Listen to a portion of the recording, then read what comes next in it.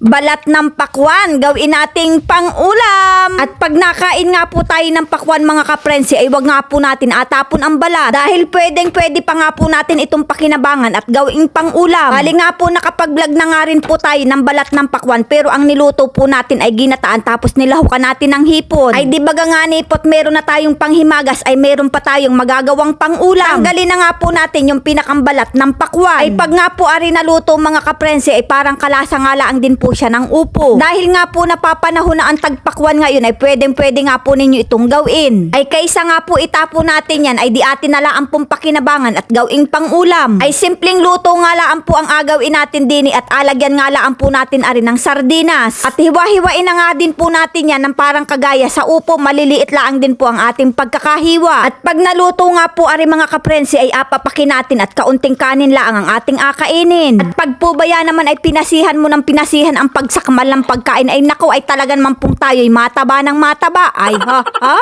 tayo po ba yan naman ay magapapayat nang tayo'y makabingwit na ng apam. Dahil nga po kalimitan ang sabi nila, ang apam daw po ang sagot sa kahirapan. Pagod na nga po akong maging mahirap, kaya nga po tayo ay maghahanap na ng maahon sa ating kahirapan. Ay siguro nga ni mga kaprensi, pagka ako'y nakabingwit na, kayo mag-comment siguro ng ay nako, isang Pilipino na naman ang nakaahon sa kahirapan. Ay sus mga kaprensi, ay kayo'y maging masaya na nga lang pagkagayon nga ni ang nangyari. Tsaka po mga kaprensi, maganda din ang palahi ng mga ibang lahi. Ay di baga nga nipot na iahon na tayo sa kahirapan, ay magkakaanak pa tayo ng mukhang artistahin. Ay nako kaprensi, kung ano-ano na naman ang inapagsasabi mo, ay magisa na lang bayan naman yung balat ng pakwan. Ay nga ni po, at baka ari ay gutom laang. At ayan nga po mga kaprensi, lagyan nga din po natin yan ng kaunting tubig. At habang inapalambot nga po muna natin yan mga kaprensi, ay makuha nga muna tayo ng dahon ng malunggay na ating panglahok. Makamaigi din po ba yan naman aring dagdag sustansya sa ating katawan. At maganda nga din po na rin mga kaprensi, pagising mo sa umaga ay maglaga ka na rin tapos ay inumin mo. At dahil nga po kumulo na yung ating balat ng pakwan, ay ilagay naman po natin yung dahon ng malunggay. Nako po mga kaprensi, ay awan na lang pagka hindi pa humaba ang buhay ko na rin at lagi na lang pong gulay ang ating inakain. At ayan na nga po mga kaprensi, pagkalipas ng ilang minuto ay luto na ang ating ginisang balat ng pakwan. At pagkaluto nga po na rin mga kaprensi, ay parang kagaya lang po talaga siya ng upo at kalasa din po talaga. Di baga nga nipot, simpleng ulam lang pero ay masustansya. Kaya naman mga kaprensi, ano pang inaintay natin dyan? Sakmala na!